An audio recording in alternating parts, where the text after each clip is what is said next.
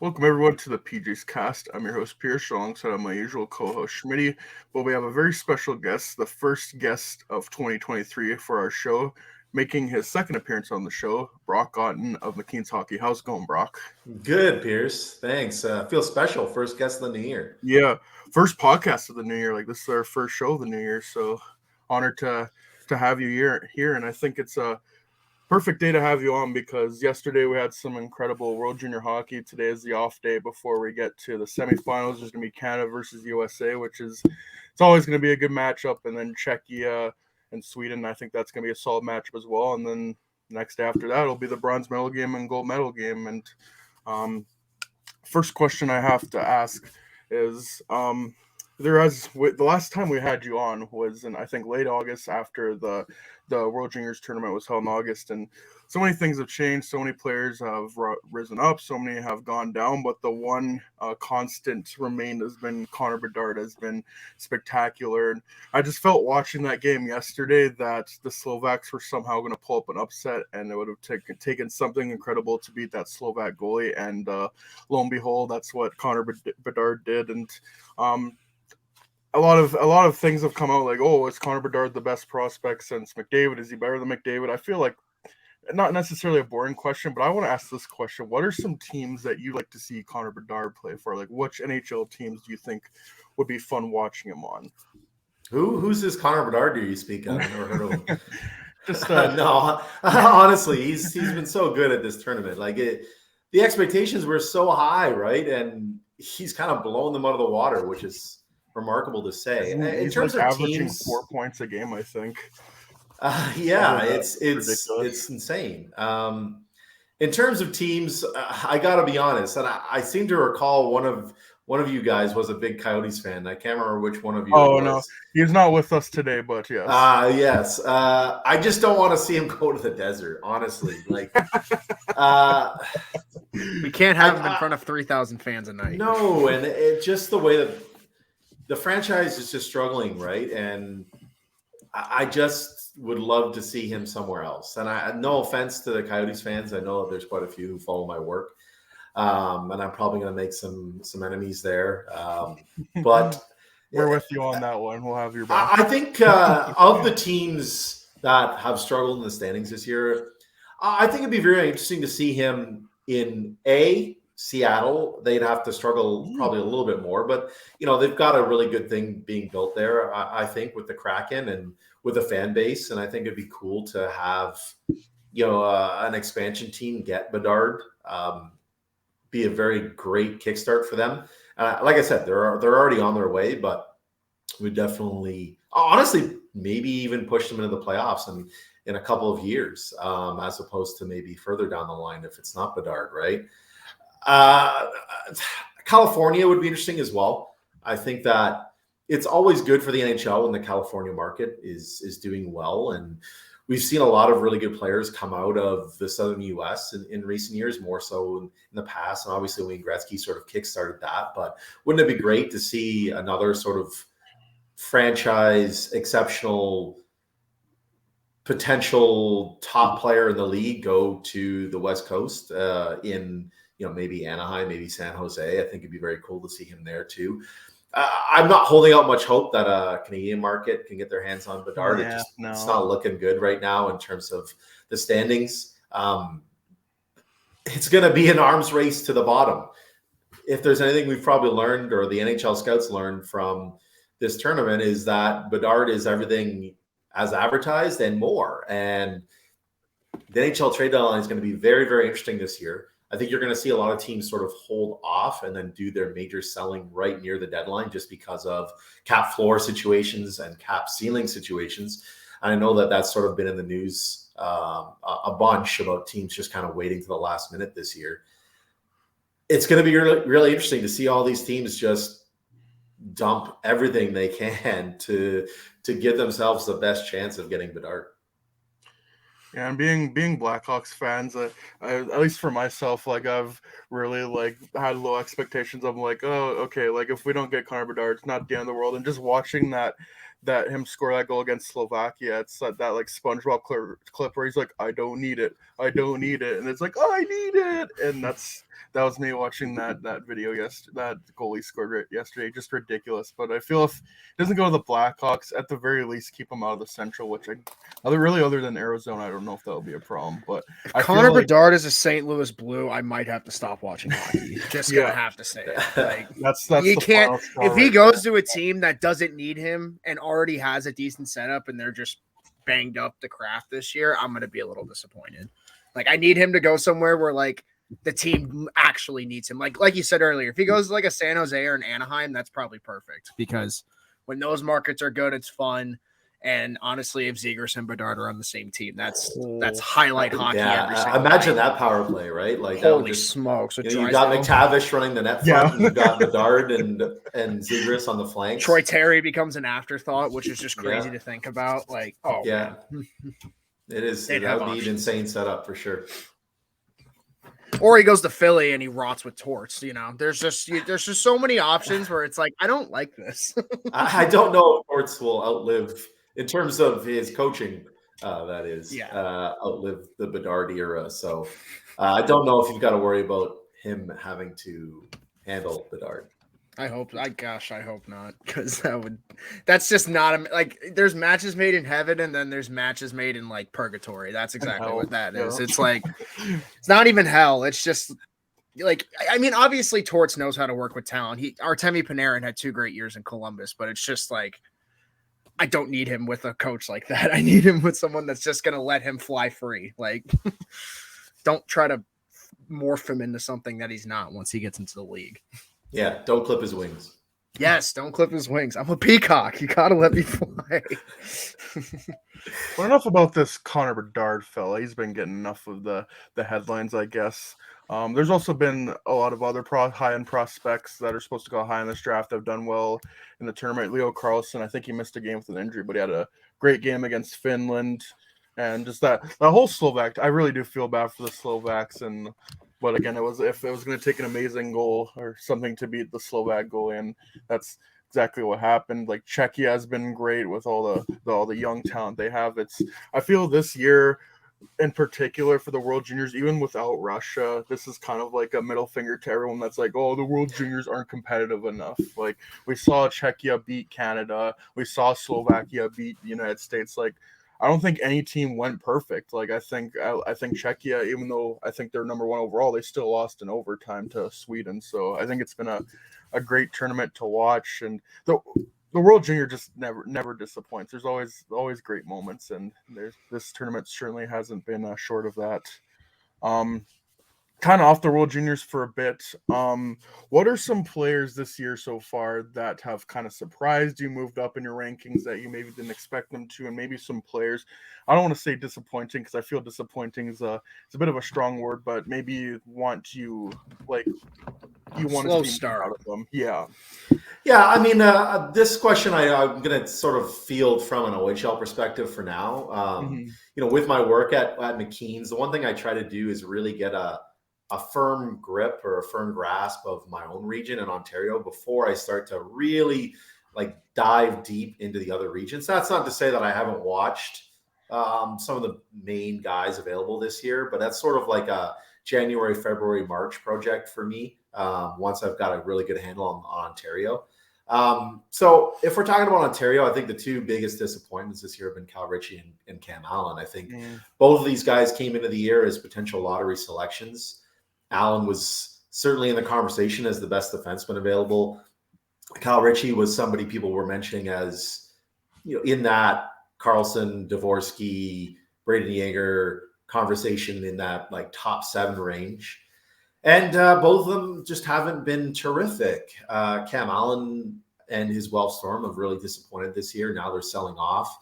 Cal Ritchie was always going to be playing for a rebuilding team in Oshawa, but I think that he's really struggled to be sort of that focal point. I think it's going to be really interesting to see once they move Brett Harrison in Oshawa to see how he handles really taking the reins there. I think he's played better the last month, Cal Ritchie, but I still want more. I actually watched one of his games recently, just before the sort of Christmas break there, and he's driving play well on the man advantage, but at even strength, I think he still leaves a lot to be desired. And it's kind of made me reconfigure my idea of his potential and upside. I think that I'm actually kind of more on the concept of him having a pretty solid floor as a big centerman, who I think has played pretty well defensively this year. It's just offensively, I kind of want more. And it's making me think, is this guy really a top first line talent, or is he more of like a middle six guy? Cam Allen, I think he struggled with the expectations in Guelph, kind of being that number one on what was supposed to be a good team. I think a lot of his mistakes have kind of come from just trying to do too much. And that's something that we see sometimes from draft eligible players that come into the year pretty hyped. It's like, how do I build off of my previous season, which was already pretty good? I was the captain of the Hlinka team. I had a really good Hlinka Gretzky, had a really good first OHL season. How do I build off that? And then it becomes a stressor, right? Especially when you throw into the fact that Guelph as a team really struggled. So now you've got two sort of stressors on you. You've got your draft season, and you've got to try to find a way to help your team get out of a funk. And it just becomes kind of like a spiral. And now he's out for at least a month now with a shoulder injury. He's probably going to miss the top prospects game. I would think it'll be right on the cusp of his timeline for recovery. So we'll see how that develops. But it's tough.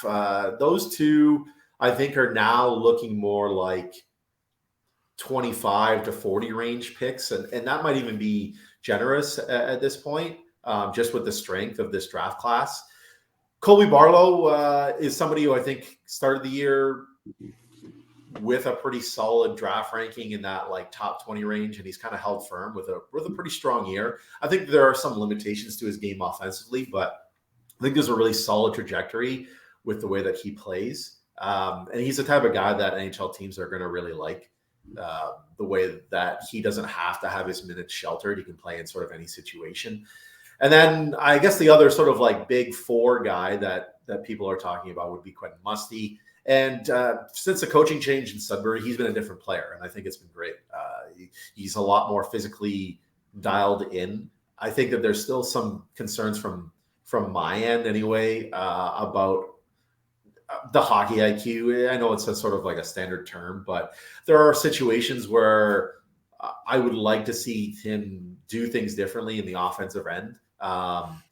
But I like that he's driving the net more, that he's playing with a little bit more physical force and using his size a little bit more to his advantage. I think that was sort of, there was a lot more like question marks surrounding Musty entering the year for me than there were things that I was really, really, for lack of a better term, secure about. So now he's a guy that's moving up my list. I would take Musty over Kyle Ritchie at this point. I think that it's Barlow and Musty at 1-2 from the OHL, and then the ranking that you have after that would just depend on who you ask. I know that's a very long answer, Pierce, and I apologize. Oh no, we always love. I wanted to sort of hit like the big four from the OHL because I felt like it kind of hit with what you're asking. Yeah, with Quentin Musty and like a lot of prospects that are just big prospects, especially when they play in junior leagues, I feel they don't know their own strength a lot of the times, where it takes them a long time to get comfortable in their big body, and even that goes over to the NHL. And then you see players, I think like Alex Tuch has really been someone who had a big body and maybe took a few years to kind of take off. And maybe the best example, maybe a bit of an unfair comparison, but like Tage Thompson, like how many years did he spend in university and then kind of didn't really have a prominent role, and now he's a 6'7" center. He's kind of a unicorn, a unique case, but like just seeing him just play like he's like 5'7" instead of 6'7", but still using his size to advantage. Just to sort of piggyback on that concept, Piers, it's something that I've actually talked to some scouts about recently, and that's the success that teams have had selecting sort of that high upside athletic build player in that top 75 range. A lot of those guys have done really well in recent years. Look at the Canadian World Junior team, right? You've got Caden Bankier, you've got Zach Ostapchuk, two guys who sort of fit that exact mold, where teams were like, this guy's big, but he can skate pretty well, pretty skilled. How's this all going to come together? I'm not sure, but this is the type of player that we want to take and we want to try to develop. And teams are doing that more often now. It's not like the old school days where they were just banking on size. So if you were 6'3", Dylan McElrath, you got drafted. Right. It's not the Dylan McElrath era. It's if you're big and you can skate and you can do a bunch of other things well, and there's a solid sort of floor for you, teams are going to be very interested in you, because development for teenagers is very unpredictable. There's a lot of things that go into it. It is very nonlinear. And the fact that it's nonlinear makes these players more attractive to NHL teams, because you're going to have your Drake Bathersons that come out of that, right? Where players are just sort of hitting their stride in the CHL. And as they continue to develop off the ice, on the ice, their potential sort of shifts, right? It becomes, okay, this guy looks like he could be sort of like a solid third liner for us. Oh, well, now his puck skills have improved. Now he's a little bit quicker, a little bit more explosive. He's gaining confidence in his ability to transport the puck, et cetera, et cetera, et cetera. And those layers get built on. Suddenly now you're talking about a top six forward with size, speed, skill. And these are the types of players that teams are targeting, especially at the forward position now. Definitely. Shmurry, I'll let you take the floor now. I've done enough talking. I guess just kind of with what you were saying about kind of like the top four in the OHL and whatnot, who do you think needs to have kind of like the best second half in order to help their draft stock? I know you were mentioning that Allen and Richie were kind of falling down your ranking. Were there any other names that maybe came up as well that maybe need a strong second half to help their draft stock? Yeah, Cam Allen is the main one. I know we already talked about him, but you can only ride the wave of things that you do in your U17 year and in the Hlinka so far. I'm going to bring up an example. Spencer Silva. He was fantastic in his U17 year. We had really high expectations for him coming into his draft year. Had a really disappointing draft year and didn't get drafted. He was on a lot of first-round lists coming into his draft year and did not get drafted. So it's not like this is set in stone. Like Cam Allen is the type of guy that really needs a strong second half to stop that sort of free fall. Like I have talked to people who wouldn't even have Cam Allen in their top 10 of OHL players available right now. Ooh. And that would put him firmly in that like late second, early third round range. And if things don't improve, right, there are teams who probably wouldn't even be interested in drafting him in a strong draft year, right? So now it's about trying to find that consistency in the second half once he gets healthy. Guelph is probably going to continue to sort of free fall in the West once they sort of move more people out. They moved Danny Zilkin recently. I don't think they're done. He's probably going to get a chance to play the U18s, probably going to get a chance to wear a letter at the U18s, which will be great for him. I really hope that he can turn things around. And I think a lot of it is mental. And we're seeing Spencer Silva is a perfect example. Look at the year that Spencer Silva is having this year in Erie, where I think as long as he keeps up this current rate, he's somebody that's going to get drafted this year in his second year of eligibility. He's been one of the better defenders, offensively at least, in the OHL this year. And is finally sort of hitting that stride now that all that weight is off of his shoulders and he can just focus on playing hockey. We forget how often these guys struggle with these kind of things because they're teenagers after all, right? Playing away from home in different markets on teams that might be struggling, and it's a lot to bear. Outside of Cam Allen, I would say that for me, the big one would probably be, I'm going to throw Hunter Brustevich in there. He's somebody who I think has a chance to really move up draft lists or move down, based on how he plays in the second half for a Kitchener team, which is going to try to move up the standings. I think it's on him to sort of prove to people that he has a fairly high ceiling. I think that when you look at sort of the athletic skill set, it's probably average, average skater, average build. There's how much of a projection there is physically for him, I don't know. And he's going to need to prove that IQ is really high. And that skill level is high enough for him to be a quality NHL defender, for him to sort of stay in that top 50 range. Because I think that there's some other OHL defenders like Boaki, like Oliver Bonk, that are really trending up right now. Even Matthew Mania in Sudbury has played really, really well since the coaching change with Quentin Musty.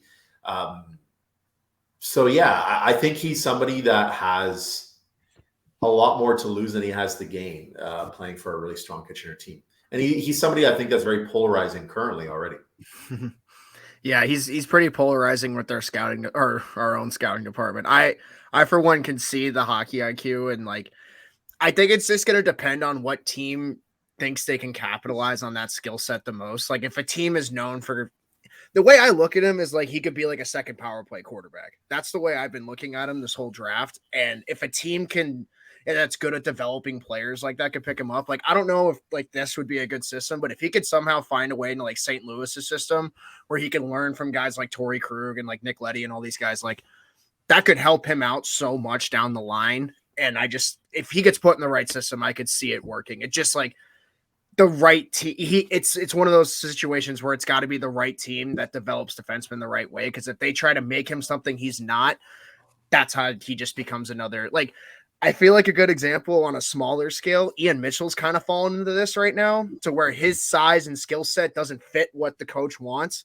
But if you use him the way he's supposed to be used, he can be productive and be an NHL player. It just depends on, I guess, what team could actually use those strengths to their advantage.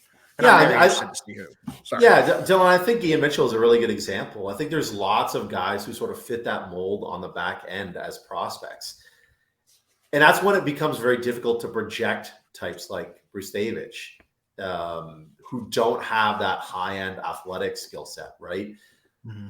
There's only so many Adam Foxes out there where that lack of athleticism is made up for by just extreme advanced hockey IQ, knowledge of playing the sport, just the way that he sees the game, sees the ice, is at an elite level. And Adam Fox maybe is more of the unicorn than he is the norm, right? For every Adam Fox, there's been a whole bunch of guys drafted in the top 50 who just... The exception, not the rule. Right. They just can't break through. Travis Dermott is a great example, former Leafs prospect. Not the most athletically talented defender, pretty decent at moving the puck, pretty decent at both ends, but that lack of a true standout skill really held him back from being the kind of like top four defenseman that I think some of us had hoped that he would become, right? And those types can be very dangerous to project. And that, excuse me, when I look at a guy like Boaki, who's one of the best, in my opinion, not just in the OHL, one of the best skating defenders available this year, he's somebody who I think it is a lot easier to project his skill set to the NHL level. And that's where Bruce Davich, I think, has to have a really good second half for a team in Kitchener that has aspirations of winning a championship. Oh, for sure. For sure. I agree 100%. I guess my other question would just have to be, I know at least for you mainly cover the OHL, but it doesn't seem like, from at least my research, that this is going to be a very heavy goaltender draft. There's no goalie that sticks out. Like the last couple of years, I feel like we've been pretty fortunate if there's been a guy or two in the first round that piques interest, but this year it doesn't seem like there's going to be that. I was just wondering who maybe your top goalie is on your big board right now. I mean, I'll actually probably kind of disagree with you, Dylan. I think it's a really good year for goalies compared to last year. I think last year was probably the worst goaltending prop I've ever seen. I've been covering prospects for a long time, and it is the worst that I can ever remember. And this year, our scouting team at McKeen's has two guys that we're really high on and a third that we're pretty high on, and that would be Michael Rabel, Carson Bjornsson, and then Trey Augustine. And I think those three are really good goaltending prospects who have a chance to go inside that sort of like top 40, top 50 range. And not just because they're the best goalie available, because sometimes that kind of happens. I think we saw that last year with Leinonen. I don't think he necessarily deserved to go as high as he did, but it was more of a case of, okay, he's probably the best goalie available. We need goalie help in our system, blah, blah, blah, blah, blah. Or we want to target goalies, so we're going to take him. these three, I think, have a chance to go quite high because teams are going to feel like they are really, really good goaltending prospects who have a chance to be starting netminders, and not just starting netminders, but really good starting netminders in the NHL. I wouldn't be shocked. I'll make a prediction right now. I think at least one of those three guys ends up going in the first round, and I don't think a team will be disappointed with that selection. And then when we look at some of the other guys, the OHL doesn't have much this year, but when we look at, say, some of the players in out west, you've got Scott Ratzlaff, who maybe isn't the biggest, but he had a really good Hlinka, has had a pretty good season in the WHL. You've got how about Adam Gajan, right? Like just how well he played for Slovakia as in his second year of draft eligibility. If he can manage to hang on to a USHL spot, I know that they had kind of been talking about him playing in the USHL, but he's mostly played in the NHL or NAHL this year. Only been called up as an injury fill-in the USHL. So if he can catch on and play really well in the second half, he's somebody who's going to move up really, really quickly. It won't matter whether it's his second year of eligibility or not. And then as the year goes on, we're going to see more and more out of like Sweden, Finland, and Europe in general, Russia, goaltenders from those regions. I think it's a really strong year for goalies, quite frankly. Oh, okay. Yeah, gotcha. I just I hadn't looked too much into the goalie crop this year. I just like based off of last year, I was just like like you said, last year's was just so rough. I didn't, but it's good to hear that there's actually like options throughout. It sounds like the top 3 rounds, so that should be good for a lot of teams at least. Because I don't know, it just seems like the last like 5-7 years or so, it's usually like 1 or 2 goalies. But like if there's like 5 or 6 guys, that's awesome. So. Yeah, I mean, yeah, like you said, it's still very, very early. We're only in January here, and a lot can happen, right? But I would say, and I didn't mean to contradict you or anything, Dylan. I didn't mean. It's all. Trust me, your opinion is you're way more informed than I am, so I will take your word for it 100%. But it's refreshing. I agree completely. It's very refreshing to see this goaltending crop because I think it's better than some of the ones we've seen recently. Maybe not from a CHL perspective. I wish that we were maybe developing a little bit better out of the CHL than we are. The OHL, it seems like it's been a while since the OHL has really developed a strong goaltender. Ben Gaudreau, I thought would be that guy, but he's really struggled this year. I think that he's really fighting it. And I think that we saw that at the World Juniors. We've seen it in the OHL this year. When the OHL is able to get a really good goaltender available for the NHL draft again, who knows? But hopefully sometime soon. Can't even think of the last one, to be honest. I just feel in general Canada just hasn't really developed goalies over the past decade or so. It's been a while. Yeah, and I mean, I don't know if you know who Rob Garrison is, but he put out a really interesting thread on Twitter. He's a goaltending expert, former goalie himself, just about why Canada is struggling right now to develop high-end netminders. And it was a very interesting thread. I'd highly recommend going to read it. It was just talking about how there were so many different reasons. Some of the major ones were just the imbalance of teams at the younger age where, you know, some of the better goaltenders are playing on teams which are just dominating and they're not being challenged. And that's a major issue.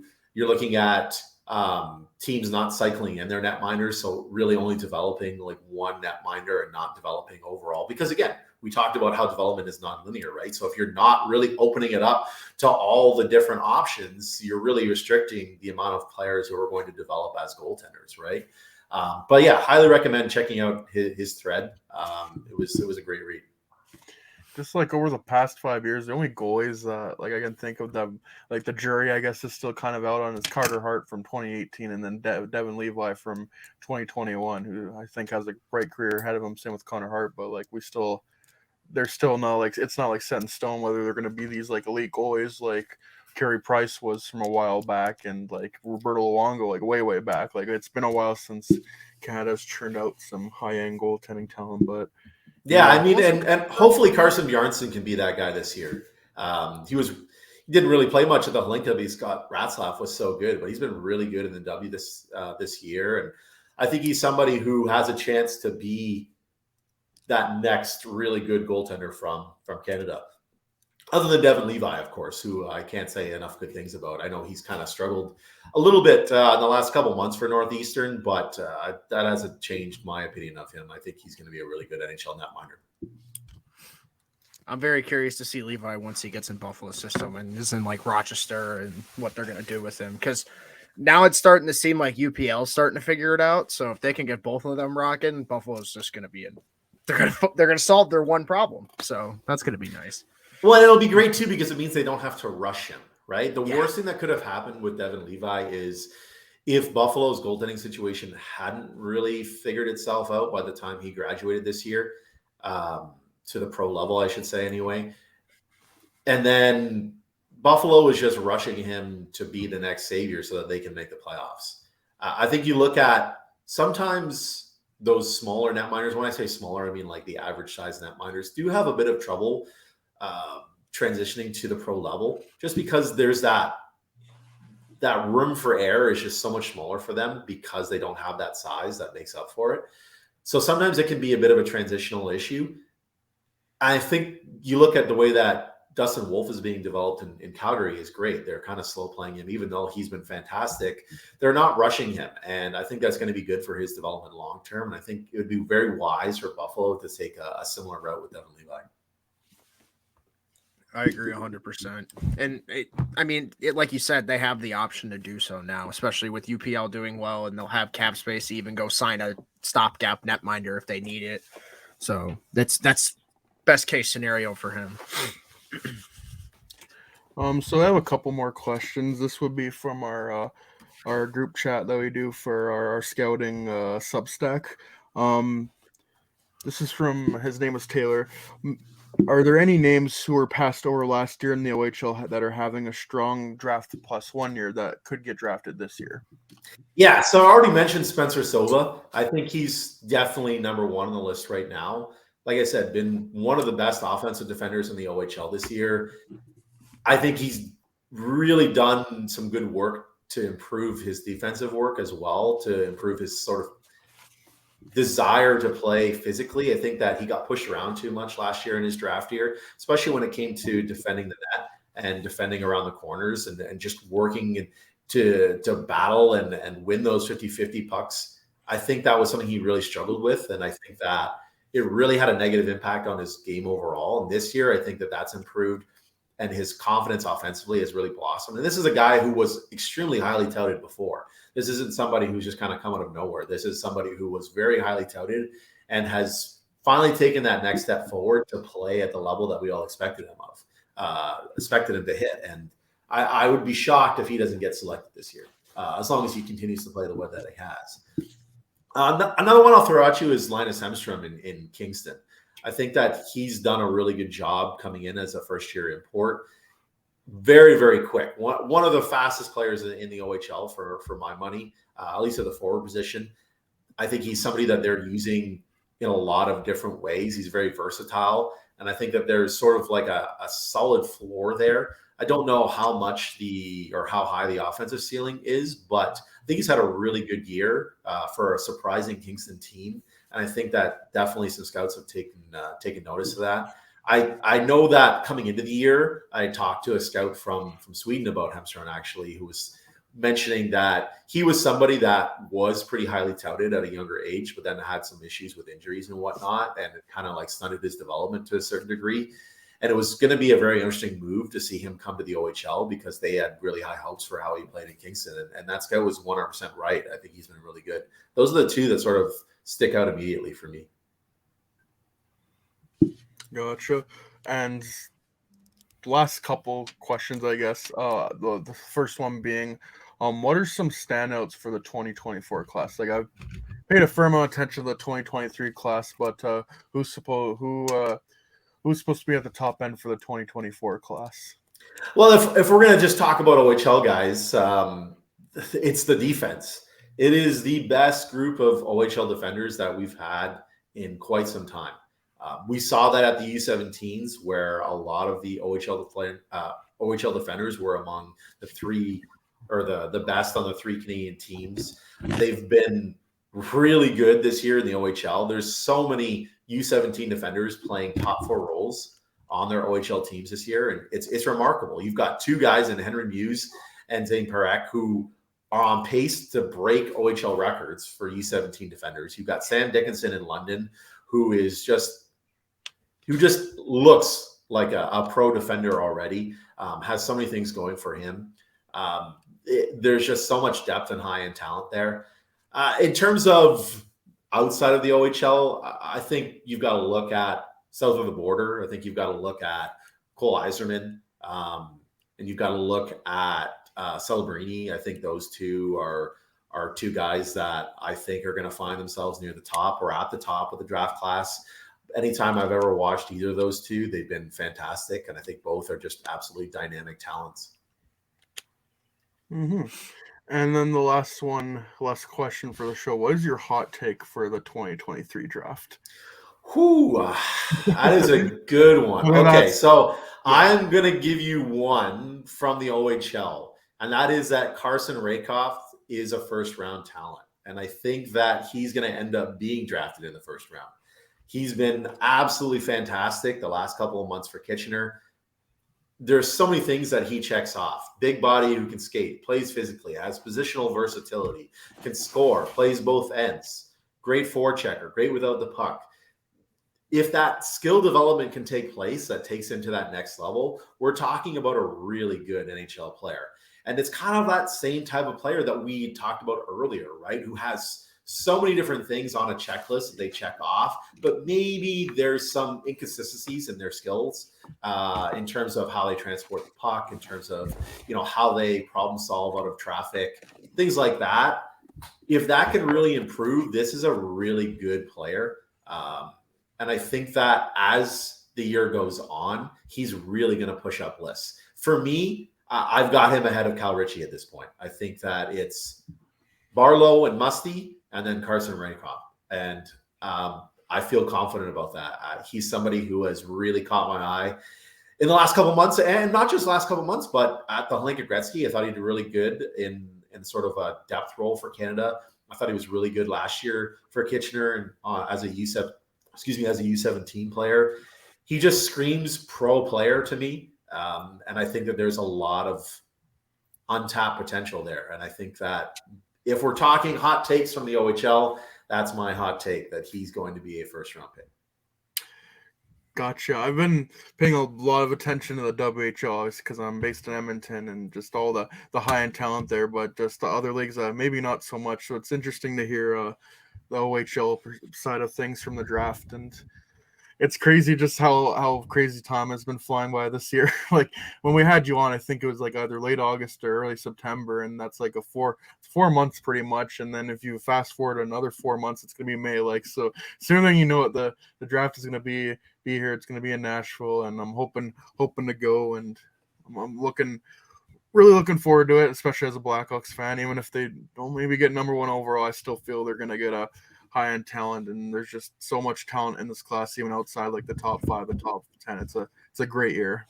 I think we saw that at the World Juniors. I mean, it's not that often that we see the U18 crop play as well as they did at the World Juniors. I mean, usually you have a couple that do really well and stand out positively, but it's not a 17 or 18-year-old tournament. No. And the fact that we had so many play really well and continue to play well at this tournament, the ones that are still going, I think it really speaks volumes to how good this class truly is. And we've been hyping it up for a while, and I think that it deserves the hype.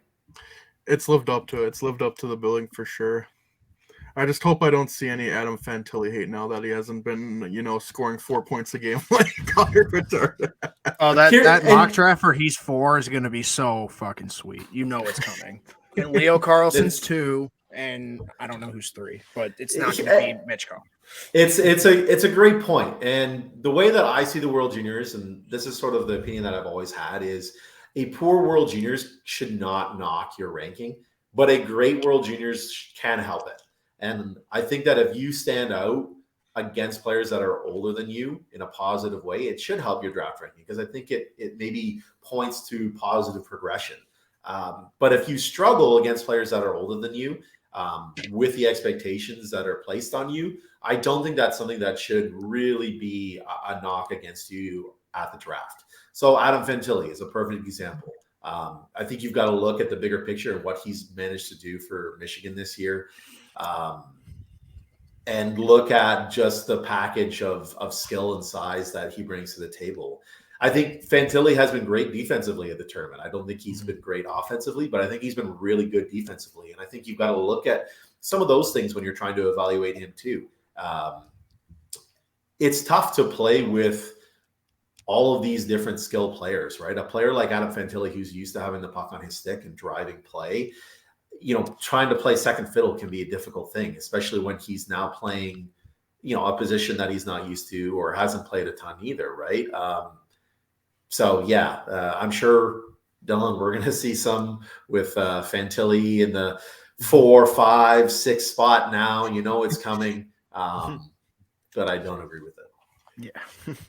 Gotta love recency bias with draft rankings. Yeah. It's always the season, especially every sport. It's not just hockey. So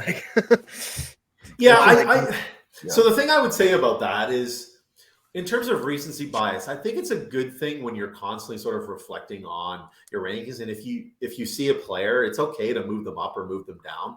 But I think what you have to be really careful of is those big swings, right? Like, you shouldn't see a player and then be like, oh man, like I'm moving this guy up from 70 to 20 on my list, or I'm moving this guy up or down a certain number based on that one viewing. But if it's a trend, right, I think it's fine to sort of make those switches. I think it's even more dangerous to move guys down based on a couple of bad viewings. I think that it's a lot more important to look at the bigger picture when you're talking about a player who's underperforming versus over.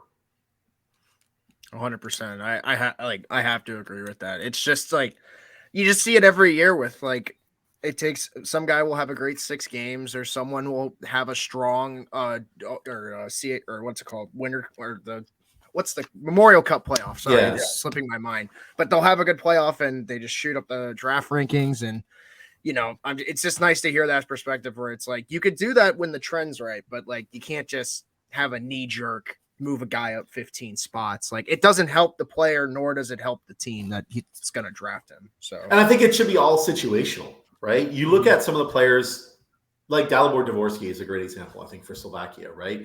Who hasn't really had a terrific opportunity to play a significant role playing in the men's league in Sweden, right?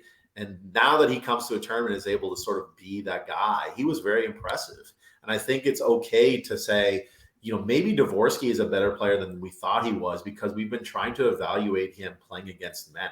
So he's not even 18 yet. He's right. So I think it all depends on the situation when you're trying to look at some of these recent evaluations. Context matters. 100%. Every time. No matter what you think, I really do. As great as I think Adam Fantilli is going to be a great number one center, but I just feel like Connor Bedard with this tournament, he's just set himself apart from the rest of the class. I feel, if there was any doubt in anyone's mind. When you're breaking World Juniors records for U18 single run, he's averaging 3 goals a game. It's just not fair. I think we've put to bed any of the players contending Bedard for first overall. Yeah. There's no contention. I think that there was some of that at the beginning of the year. People talking about Fantilli, not very many, but there was a few, just looking at him maybe having slightly higher upside as a really good two-way center at the NHL level, whereas people always seem to project Bedard as a winger at the NHL level. And then, obviously Carlson has that similar sort of package of size and skill, right? So there was a little bit of that creeping in at the beginning of the year. I think that has been completely put to bed. I don't think we have to worry about listening to that anymore. I think it's Bedard is 1, and now it's what order do you see 2, 3, 4? That's going to be the big one moving forward. Yeah, if you're that lottery team, you really don't want to be picked 2, because that's who's the first one you're taking after him at this point. Because it's easy to say who you're taking at 1, but when you have 2, 3, 4, you gotta really do some research, because it's gonna start getting closer than it looks. I feel like it's gonna start evening out down the line. I think Fantilli's gonna be 2, but It's just like the way everything works out and what teams want at what time. Like, I'm very curious to see how it's all going to shake out in the next couple of months. Yeah, I think you kind of hit the nail on the head. I think it's going to depend on how the season finishes for a lot of these guys. How's Fantilli going to go back to Michigan after this tournament and play? How's Michigan as a team going to do in the NCAA this year? Are they going to go far in the Frozen Four at the end of the year and make a run at a title? How's Leo Carlson going to do back in Sweden? He was kind of in a bit of a rut offensively after a really strong start. It's just going to sort of reinvigorate him and make him sort of play at the level that he was at the beginning of the year. Dvorsky, how's he going to do when he goes back to the Allsvenskan? Is it going to help him? When you look at the guys out west, how much more can they climb? How much better can they do to help their draft stock, right? There's so many guys. I think it's just going to depend on the projection at 2 and 3. For me, I think, I mean, obviously Mishkov is another one, but obviously the political climate there, even if you're ranking him 2, 3, 4, whatever you're ranking him, it seems likely that he's not going to go that high in the NHL draft, whether you agree with it or not. Teams are probably not going to take that risk currently when they've got a top 5 pick and a really strong draft year. Again, agree with it or not, it seems like it's something that's likely to happen. I would say 2, 3 for me is between Fantilli and Carlson. And I think that's just something that myself and my team at McKeen's are going to have to really dig into. Yeah. Right. And I think it's going to really depend on is whether you see Carlson as a center at the NHL level. I think if you see him as a center at the NHL level, I think that you could argue him being ahead of Fantilli. I think that both of them have a similar sort of skill set. And then it's just a matter of preference. But if you think Carlson projects better on the wing at the NHL level, which I have heard, I have read, then I think it's got to be Fantilli, because I think that without question, I think he's an NHL center. I don't think there's any question there. For sure.